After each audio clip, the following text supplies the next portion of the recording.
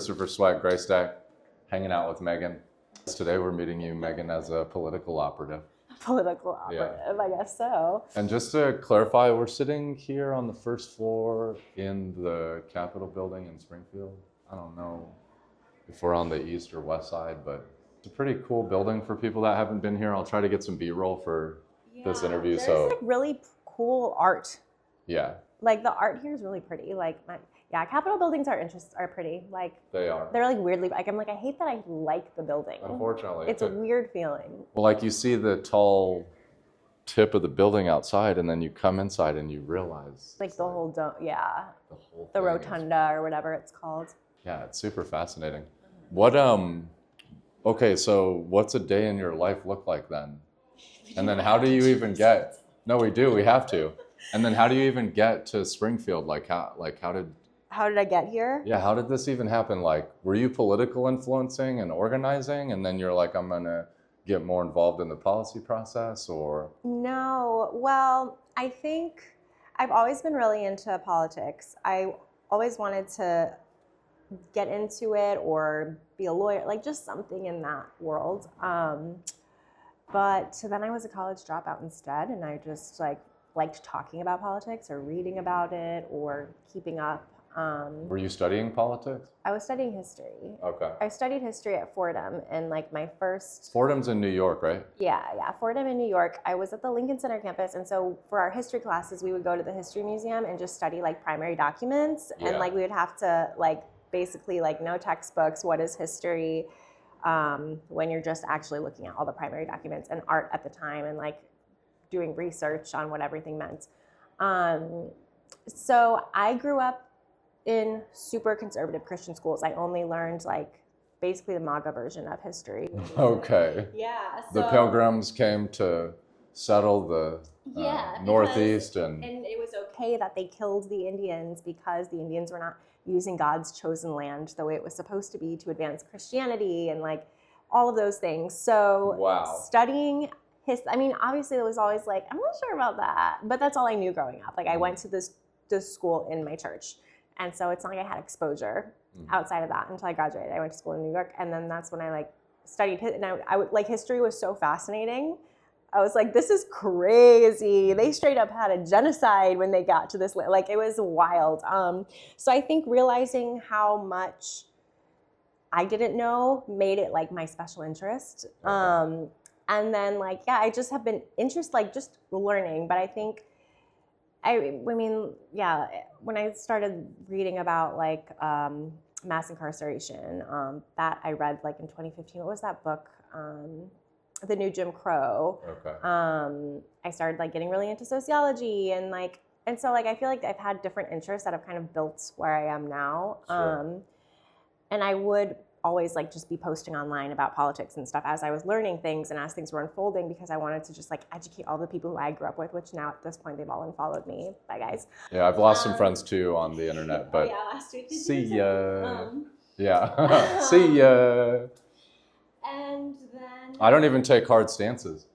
You don't. That's so true. So if you're unfollowing me, it's personal for you. That's true. Yeah. I take fucking hard stances. You do. I still am try to be nuanced anyways. Okay. Another time. Did you take hard stances back home when you were growing up, or did you? Oh yeah, I'm I've always been extremely so I'm also autistic. Okay. So I'm autistic and I have ADHD, which is awful together. But yes, I'm very stubborn, and once something is right to me, it is just right, and everyone else is wrong. And I've taken in all of the data, and I've I've always been that stubborn. Okay. But new information can change my mind. Mm-hmm. As obviously I wouldn't be here. Right. So when Trump was reelected is when I decided to actually try to get my content not to be just for whoever was in my network, because I was not really I had to understand how he was elected again. So I just did a whole deep dive of research into the history of how we got here.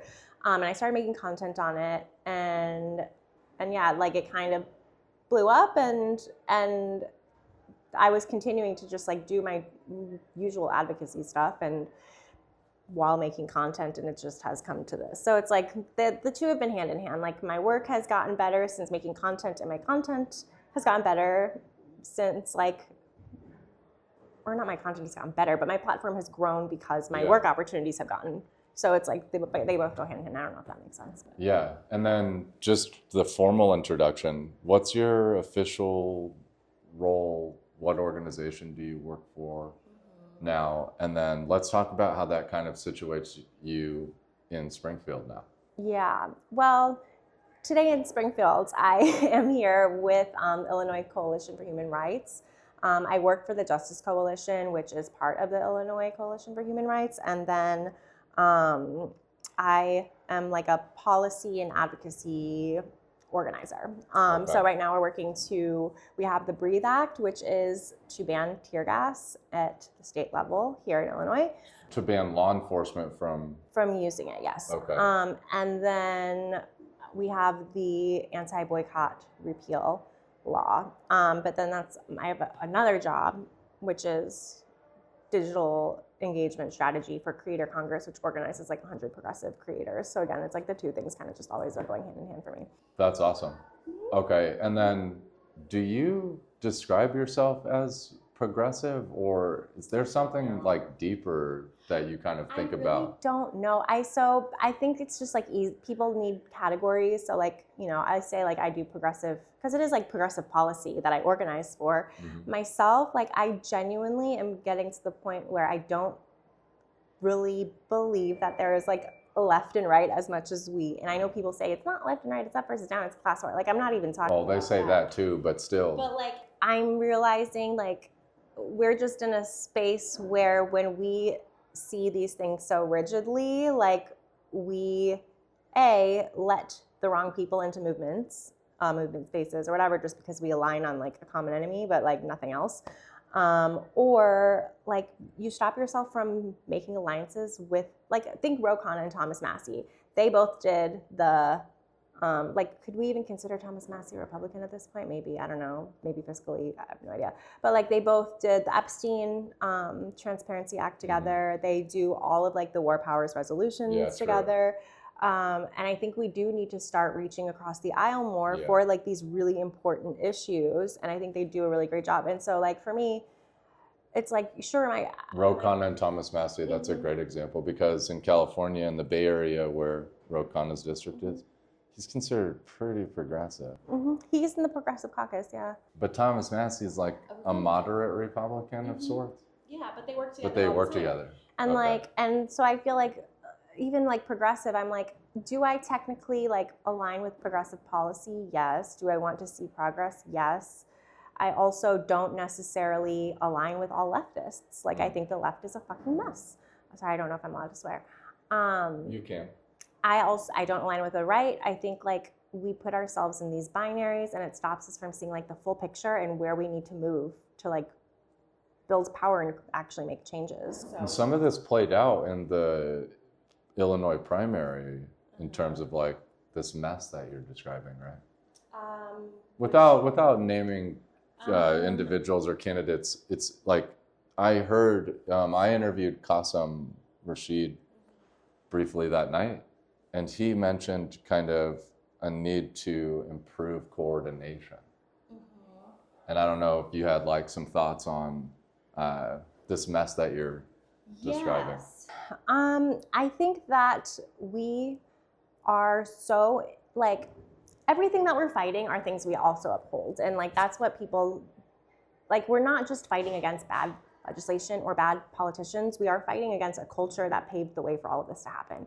And like individualism, hyper individualism is what keeps us from organizing. Like we do not need that many candidates in a primary unless you're like it's just crazy. And it's all about moves past options to like dilution of like there's. Yes, and also it becomes about an individual instead of about our shared goals. So like a common argument was like Bushra, Kat, and Mike all have the same policy platforms. So if they all have the same policy platforms, what is the most likely way to get to that policy platform in Congress? Right. Like instead of being like, that's not an argument to keep them in, that's an argument to like learn how to coordinate and like get away from hyper individualism. Like we have to do what's best for the entire community, and the better thing for the community is to like get that, if the community agrees, like not saying as an authority, but like communities need to start coordinating amongst each other. Like, what do we all need, and what do we need to do instead of like keeping ourselves cracked and fractured and then never actually building power, you know? So, yeah. And that example, that was in Illinois 9? Mm-hmm. Okay. Which was a super popular contest. Yeah, that was. With lots of national waves. And it was crazy. it's kind of a roller coaster. It really was. But there was also like Illinois 8 had a lot of APAC dark money. It didn't get as much coverage. I feel like Illinois 7 was like, I feel like so many orgs just didn't endorse anyone because they were like, we don't even know. Like that's like the lack of strategy. Like it's like, if everyone is so similar that you can't endorse anyone, like people need to get together and like stop making it about themselves and make it about like, we need this kind of legislation or this kind of representative in office no matter what. So lack of coordination is a good way of putting it. So when you are working on more policy related stuff, do you see some of the same coordination challenges? That's a good question. I think so. I mean, this is like a hypothetical example because I haven't brought this up, but like right now we're organizing to repeal the anti-boycott law in Illinois, which I can talk more about in a minute. But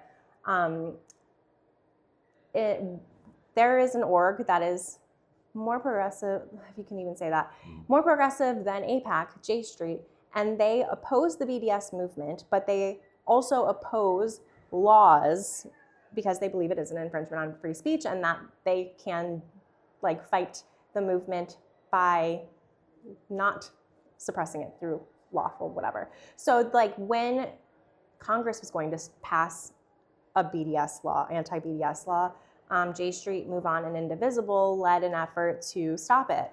And so like when we are organizing against like trying to get this law repealed, a lot of legislators who say no say it's because it's anti-Semitic or it's divisive. And we need to build relationships with somebody like a J Street who they're like, it's a permission structure to just do the right thing and to not be worried that you're going to be anti-Semitic or that it's the wrong thing or that you're trying to destroy Israel or whatever. But people need to have off-ramps. We need to give people permission to like meet them where they're at and have an off-ramp. And if they can be moved, they can keep being moved. And we just need to like try to nudge people one over.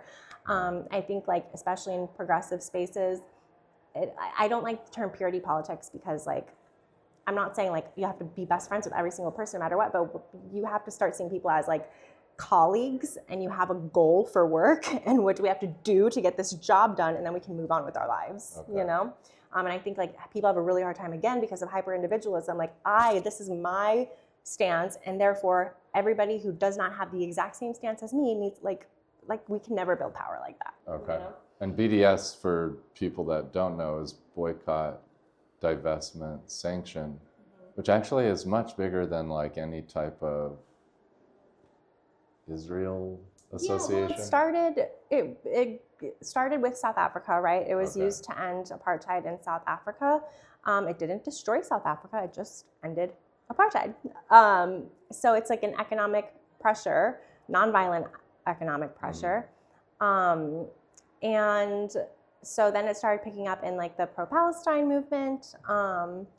And in actually like this history I feel like is often glossed over. I read it in Harvard Law Review when I was researching these laws a couple of months ago, but Netanyahu in 2014 started to worry about the BDS movement, and so he invested $25.5 million into passing anti-BDS legislation in the United States. So 2015, a year later, is when Illinois passed the first one, which was written by Richard Goldberg, who is now like a well-known Iran war hawk. He does like a lot of his foreign policy is around nuclear weapons or Venezuela, oil, like all of the things we're seeing now.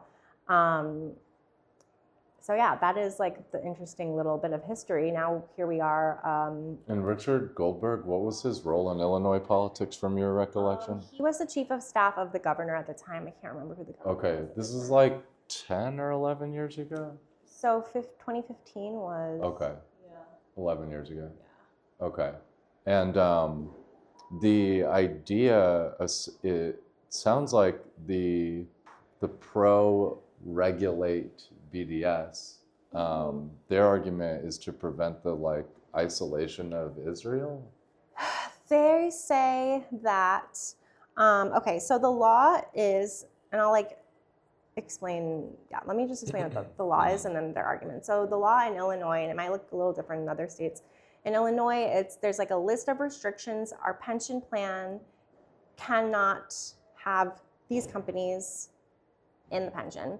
And so it'll be like, you know, if you have contracts with a migrant detention center that houses children, we can't have a contract with you. If you invest in like, you know, like a Russian company, and if you boycott Israel, is also like, we will remove you from our pension.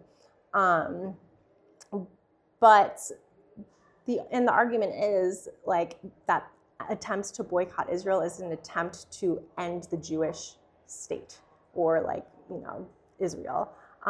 When really boycott is to stop human rights abuses. Like, it's economic pressure not to end anything but human rights violations. So the issue with that law, though, is boycott is not conduct itself. The conduct itself is not doing business. So when and they include a definition of boycott. Specifically, it says to stop doing business with Israel or an Israeli company or within certain occupied territories of Israel, with the intention, with like a political purpose behind it. And so they're not just saying that we can't have companies who don't do business in Israel. That would be conduct, that would be legal. But they're saying, depending on why you're not doing business, we will like remove you. And that's considered by the Supreme Court a viewpoint discrimination, because you're not judging them based on conduct. You're judging them based on the intention behind their conduct. And that like gets into like thought policing, and that is not what our pension should be for either. Like, that's wild. So people say it is to protect Israel from anti-Semitism or the Israeli state or whatever. Written by an Iran war hawk, funded by Netanyahu. Like, right. You know, like, look at where we are now. Nobody's safer anywhere from this law. And regardless of like, I'm at this point, you know, if people don't think a genocide is happening, I'm not gonna like try to convince them. Like, it's fine. At least care about the fact that right now our rights are being eroded in real time on an accelerating, and like the least we can do, especially in a true blue state, is protect our First Amendment right. Like, we need to be reinforcing our rights at every chance we get while they're being so strongly eroded. Right.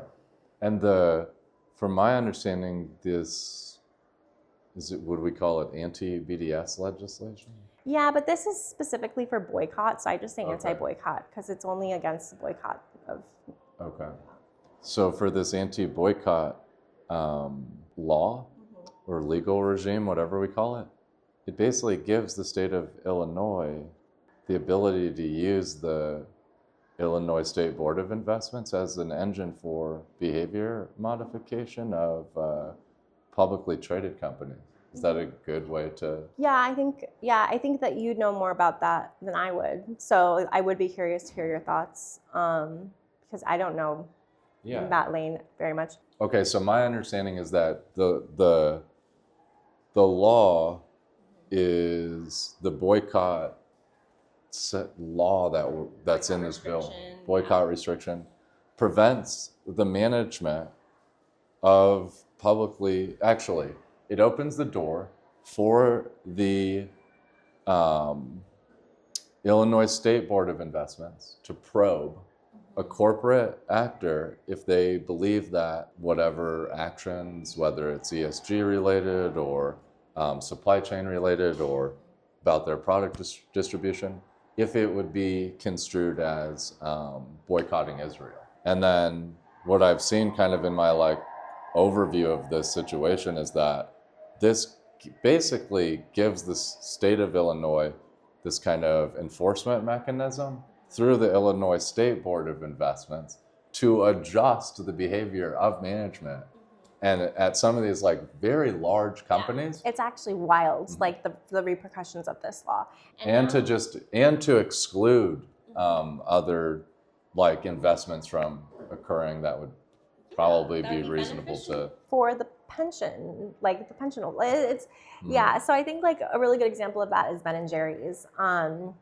Ben and Jerry's decided to stop selling their ice cream in West Bank because of illegal occupation and like human rights, serious human rights crimes, which have since gotten so much worse. Ben and Jerry's, both men are Jewish as well, and they even like had a really nice statement like, "This is not anti-Semitic. We love the state of Israel, and we want to hold it to a standard that aligns with our values. It's incompatible with our values to sell ice cream under occupation." And so Illinois investigated, decided that they were boycotting Israel and to divest their entire parent company, because there was no way, not divest, what's the word? I don't know, to sell off shares of Unilever, of entire Unilever.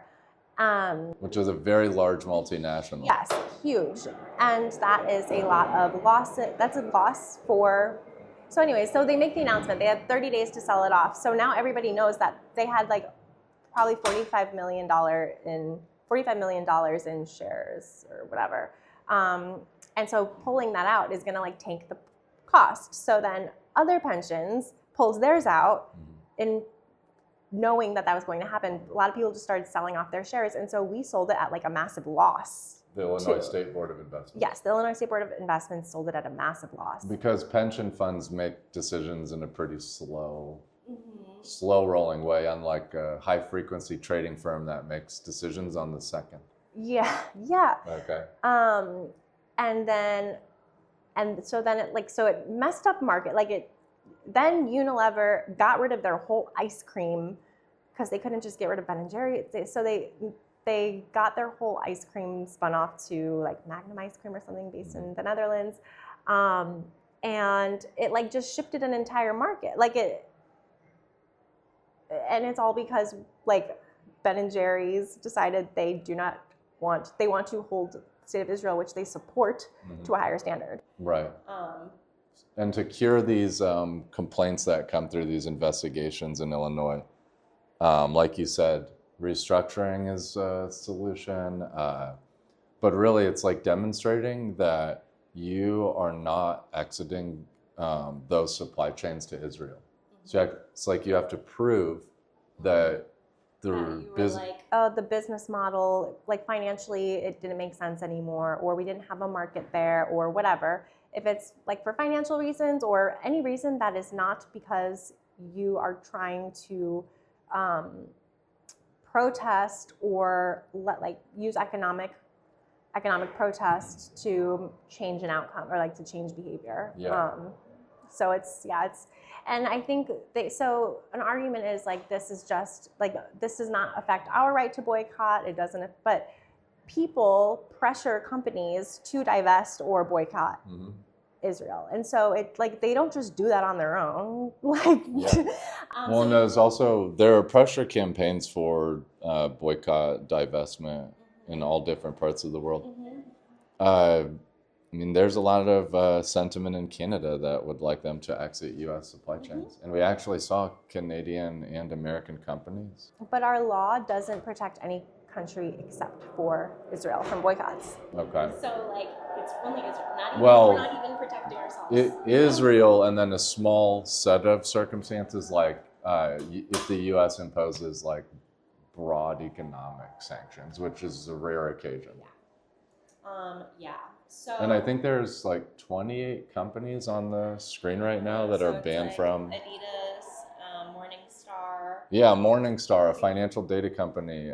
Adidas, the shoe brand. Yeah, I think you mentioned that you were looking at Morningstar. I think you know more about that than I do, but I think that is like the way they really police, like go in and look. It was like Morningstar creates ratings that are like widely renowned in financial markets.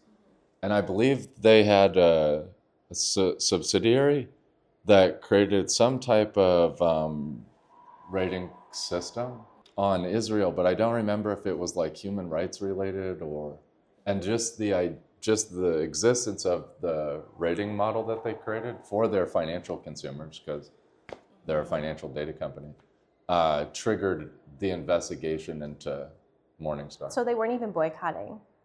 they're known for rating various investigating. asset classes that their financial doing their customers job. might Like- have exposure to.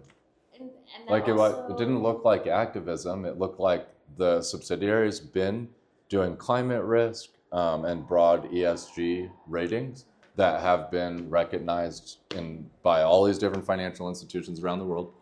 And there was something specific on Israel that triggered. Yeah, so that's too, like now you are preventing people, like they're trying to suppress information.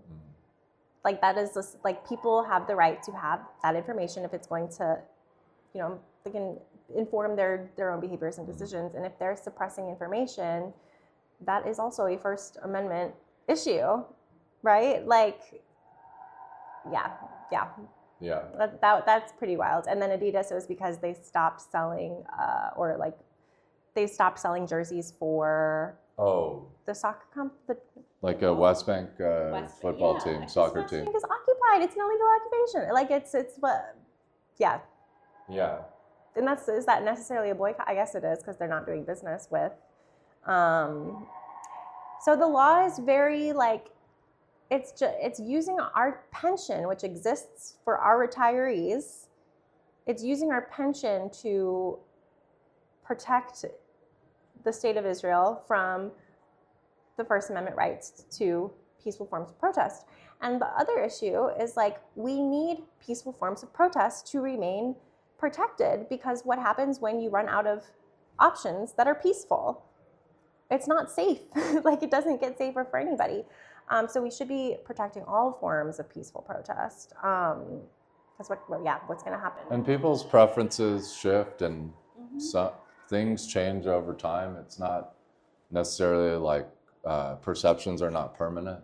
And we've seen big shifts, but I think this bill, I forgot what the exact numbers are. 2723, House Bill 2723. Okay, but this bill came more recently, right? So Rep. Rashid introduced this bill last year. Okay. And they worked really hard. It didn't move, but they did get like almost 30 co-sponsors. And then this year, it was finally assigned to a committee, but it was assigned to a weird committee. It was assigned to like the International Relations Committee, which this is not an international relations issue. It is the pension. It's just the pension. Like it's an which is on LaSalle Street, right across the street from City Hall, if I'm not mistaken, in downtown Chicago. Yeah, it's by the City Hall in downtown Chicago, the Illinois State Board of Investment. Yeah. So they assigned it there, which like we can't really have a proper committee hearing when like they're viewing it through the lens of international foreign trade, whatever. But then not only that, but then they assigned it to a subcommittee, which is the International Relations Subcommittee, which is known to be where legislation goes to die. Okay. Like, and then it was like scheduled for a hearing and then canceled, and then scheduled for a hearing and canceled. So it's just been having a really hard time moving along, because I know there was a letter that was sent to legislators with like AIPAC signed it, saying like you need to drop this divisive bill, like don't. There's pressure from donors, and yeah, it's been a lot of work to get it to keep moving. And so finally, with all of the pressure, they agreed to have a hearing April 30th in Chicago. We'll see how that goes. But again, like this is in the International Relations Subcommittee, and this isn't how is this an international relationship argument? It really isn't. Yeah, because the Illinois State Board of Investments manages like 3 or 4 different pension accounts for basically government employees in the state of Illinois. They invest in publicly traded companies and fixed income, and a lot of their investments are in the United States, but it is kind of weird when you think about it. How do you think like the people who are engaged on this bill have been about kind of like speaking to the public, or kind of educating people that may have not even realized that boycott behavior is restricted in certain ways in Illinois and around the country? But so first, this is not even a bill to boycott Israel or like to divest from it. It's just a bill to like neutralize the protection against doing that. To remove the legal requirement for the pension to investigate public companies that are to see if they're boycotting, and then remove them from our pension plan if they are. Okay. So a lot of people, when they're talking about this legislation, they believe that it's pro BDS. The legislation itself is not. And pro BDS or pro boycott divestment sanction, it sounds like in the conversation often gets wrapped into the idea of like pro Palestine. Is that how people frame it? Yeah, or anti-Israel. Or anti-Israel. Anti-Israel or pro-Palestine, and really it just comes down to human rights, protecting our civil rights. And yeah, like a human rights issue that we should be able to boycott anybody we want who's committed or for any reason, but especially right now, it's crazy to see what is happening in Lebanon. I mean, hundreds of people are dying every day, being killed every day. The white phosphorus is all over, that burns people from the inside out. The West Bank settlers are still, settler violence in the West Bank, supported by IDF soldiers, has gotten really bad. Entire villages, they're just burning them down. They're killing they're just trying to get Palestinians to move out, and that's all they're trying to do, with whatever violence or whatever means necessary. And in Iran, we've been just bombing the shit out of Iran. So, and we have no mechanism. We need corporations to leverage to stop this, to end the violence. We just need to end the violence. We need to be able to pressure corporations to help us to stop ending the violence. And this law, if we're really at this point, Trump is the people who can't conceptualize past pre-October 7th, that's fine. We don't even have to get into that argument. Trump just went into an unauthorized war with Netanyahu. Marco Rubio himself said, yeah, we knew that Israel was going to attack, and so we had to preemptively attack, because, for whatever reason. So Trump, we can't even, we paved the way for Trump to be able to do this, because we are protecting the Israeli government even over ourselves, even over, our own right to have Congress authorize acts of war. This is so many issues, and we are, and like I said, it triggered 37 other states to pass similar legislation. So it's crazy. It's crazy to watch right now and to know this bill is still being called anti-Semitic. It's Sure. Crazy, yeah. Anything else on your mind, Megan? I know April 30th is a date we should pay attention to, and there's all these happenings out here. I'm sure when that door opens, people can hear all the noise happening in the hallway in Springfield, but there's like I said, there's the Breathe Act, which I feel like if you don't want to, I think the Sheriff's Association is the only one that's against it. I don't not deploying gas like how ICE did. Yeah. Okay. Or making it illegal for state police to use gas, tear gas. Yeah. Okay. And then there is the Epstein Accountability Commission Act, which would create a commission of 10 people to investigate any business ties to Epstein here in Illinois, so that any victims of Epstein or anybody who was in that massive network can be brought to justice, since our Justice Department is doing nothing. And there's a lot of other, I've been so head down in those pieces, but I know there's a lot more. So hopefully I'll be able to grab some more people to talk about other things. But yeah, It's pretty rowdy out there today. It is. Where should people find you online if they haven't already? Because I know that you're blowing up. Ew. You don't have to admit it, but I'll admit it for you. I am just Megan Thuy online. So Megan Thuy anywhere.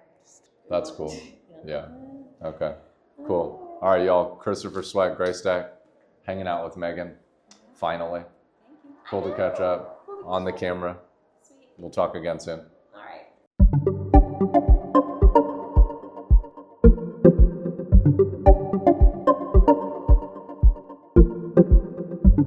you.